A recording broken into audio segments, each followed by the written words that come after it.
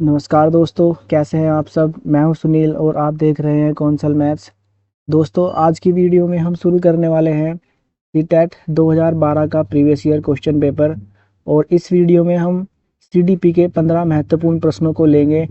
दोस्तों, इससे पहले भी हमने 2012 के 30 महत्वपूर्ण प्रश्नों को करवा चुके हैं।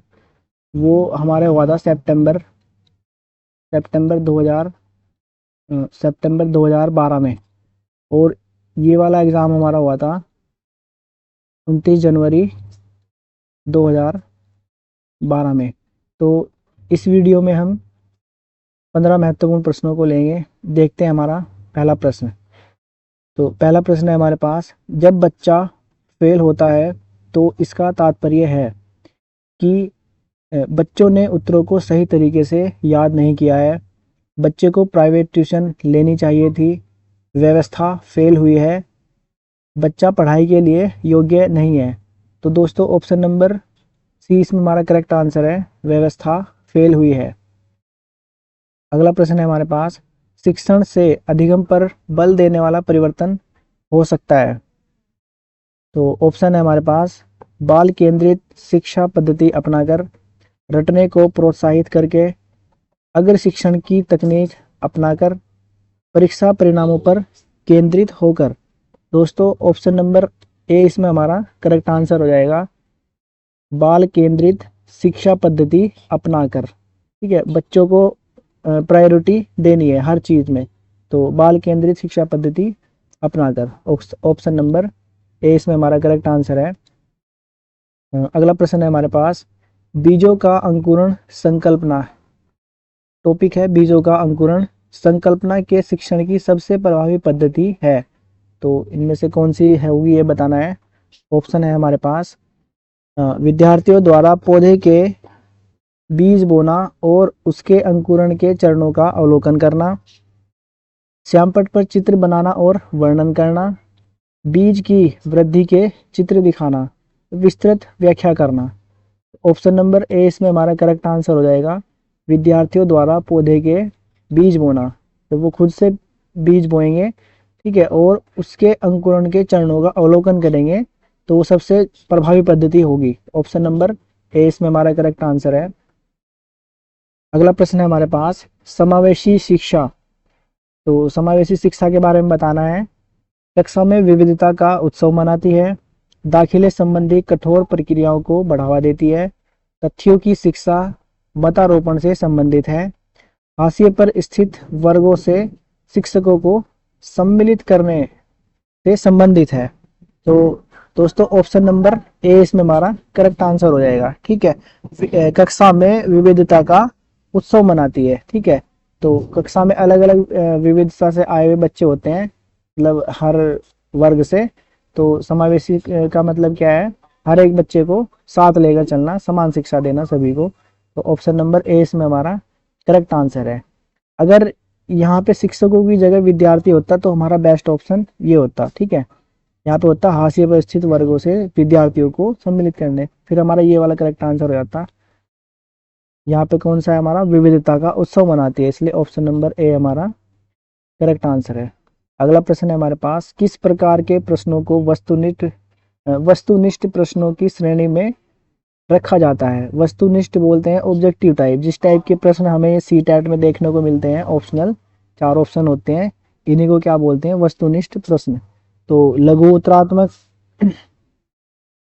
उत्तरात्मक प्रश्न, मुक्त उत्तर वाला प्रश्न, सत्य या असत्य, या फिर निबंधात्मक प्रश्न।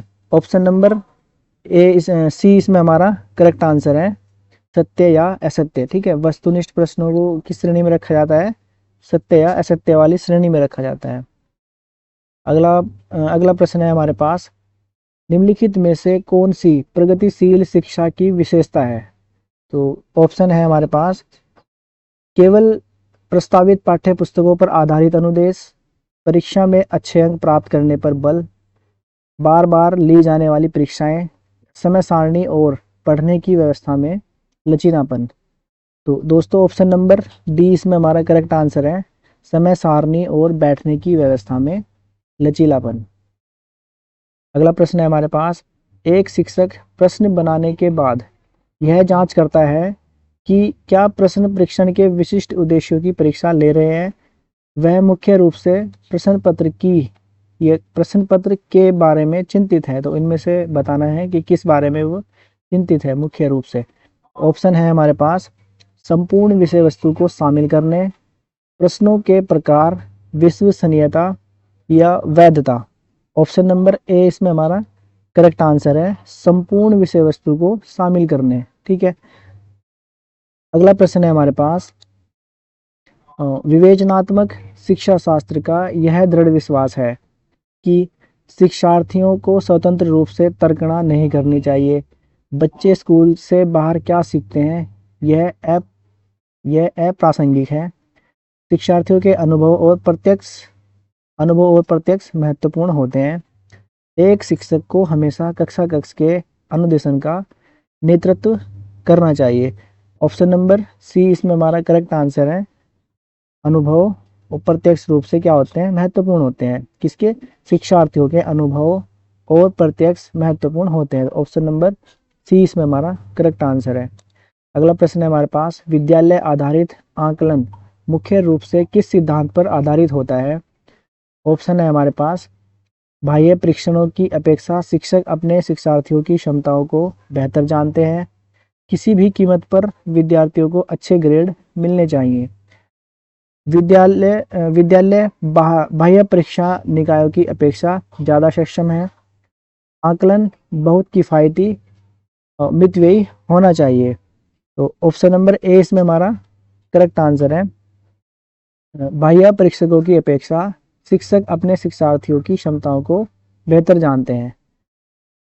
ऑप्शन नंबर ए इसमें हमारा करेक्ट आंसर है।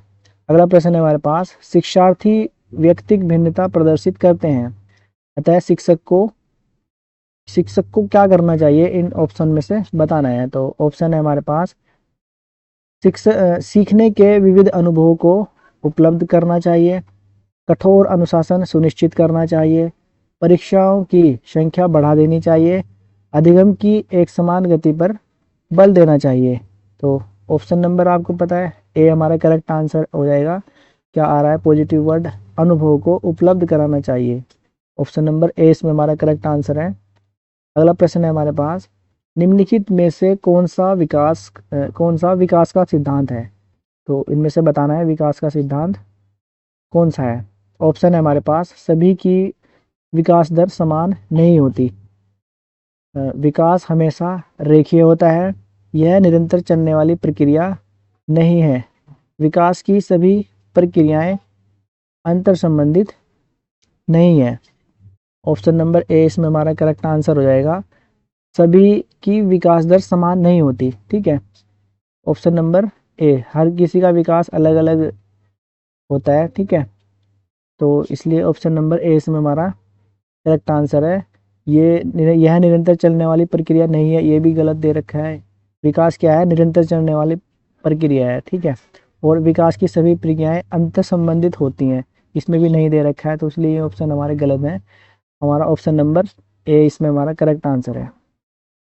अगला प्रश्न है हमारे पास मानव विकास को क्षेत्रों में विभाजित किया जाता है जो है, तो किन क्षेत्रों में विभाजित किया जाता है इनमें से बताना है। ऑप्शन है हमारे पास शारीरिक, संज्ञानात्मक, संवेगात्मक और सामाजिक, या संवेगात्मक, संज्ञानात्मक, आध्यात्मक और सामाजिक मनोवैज्ञानिक।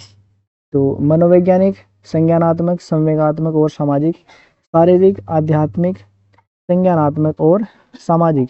ऑप्शन नंबर सी दोस्तों इसमें हमारा करेक्ट आंसर है। ठीक है, मानव विकास के क्षेत्रों में विभाजित किया जाता है जो है, कौन कौन से क्षेत्र हैं जो मानव विकास को विभाजित किया जाता है जिन क्षेत्रों में, वो है हमारा पहला आता है मनोवैज्ञानिक, उसके बाद आता है हमारा संज्ञानात्मक, उसके बाद संवेगात्मक और सबसे बाद में हमारा सामाजिक। ऑप्शन नंबर सी इसमें हमारा करेक्ट आंसर है। अगला प्रश्न है हमारे पास एक शिक्षिका पाठ्य वस्तु और फल सब्जियों को कुछ चित्रों का प्रयोग करती है और अपने विद्यार्थियों से चर्चा करती है।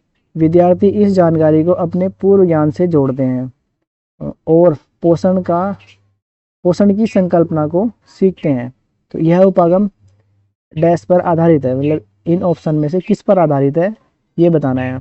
ऑप्शन है हमारे पास अधिगम के शास्त्रीय अनुबंधन, पुनर्बलन के सिद्धांत, अधिगम के सक्रिय अनुबंधन या फिर ज्ञान के निर्माण। तो दोस्तों ऑप्शन नंबर डी इसमें हमारा करेक्ट आंसर हो जाएगा, ज्ञान के निर्माण। ठीक है, अपनी पूर्व ज्ञान से जोड़ रहे हैं तो वो क्या कर रहे हैं, एक नए ज्ञान का निर्माण कर रहे हैं। तो ऑप्शन नंबर डी इसमें हमारा करेक्ट आंसर है। अगला प्रश्न है हमारे पास, जब बच्चे की दादी उसे उसकी माँ की गोद से लेती है तो बच्चा रोने लगता है, तो बच्चा डैश के कारण रोता है। तो इनमें से बताना है कि बच्चा किसके कारण रोता है। ऑप्शन है हमारे पास सामाजिक दुश्चिंता, संवेगात्मक दुश्चिंता, अजनबी दुश्चिंता, वियोग दुश्चिंता। तो ऑप्शन नंबर दोस्तों 20 में हमारा करेक्ट आंसर हो जाएगा संवेगात्मक दुश्चिंता। ठीक है, बच्चा क्या करता है, इमोशंस के कारण होता है, बच्चों में भी इमोशंस होते हैं ना, माँ से ज़्यादा लगाव होता है बच्चों को, तो इसलिए वो रोने लगता है। ठीक है, किस कारण होता है, संवेगात्मक दुश्चिंता के कारण। तो ऑप्शन नंबर 20 में हमारा करेक्ट आंसर है। अगला प्रश्न है हमारे पास, शिक्षा के संदर्भ में सामाजिकरण से तात्पर्य है। तो ऑप्शन है हमारे पास अपने सामाजिक मानदंड बनाना, समाज में बड़ों का सम्मान करना, सामाजिक वातावरण के अनुकूल और समायोजन, सामाजिक मानदंडों का सदैव अनुपालन करना। तो दोस्तों ऑप्शन नंबर सी इसमें हमारा करेक्ट आंसर हो जाएगा, सामाजिक वातावरण में अनुकूल और समायोजन। ठीक है, एडजस्टमेंट सबसे बहुत जरूरी होता है। ठीक है, तो शिक्षा के संदर्भ में क्या, सामाजिकरण से तात्पर्य क्या है हमारा, सामाजिक वातावरण में अनुकूल और समायोजन। तो ऑप्शन नंबर सी इसमें हमारा करेक्ट आंसर हो जाएगा।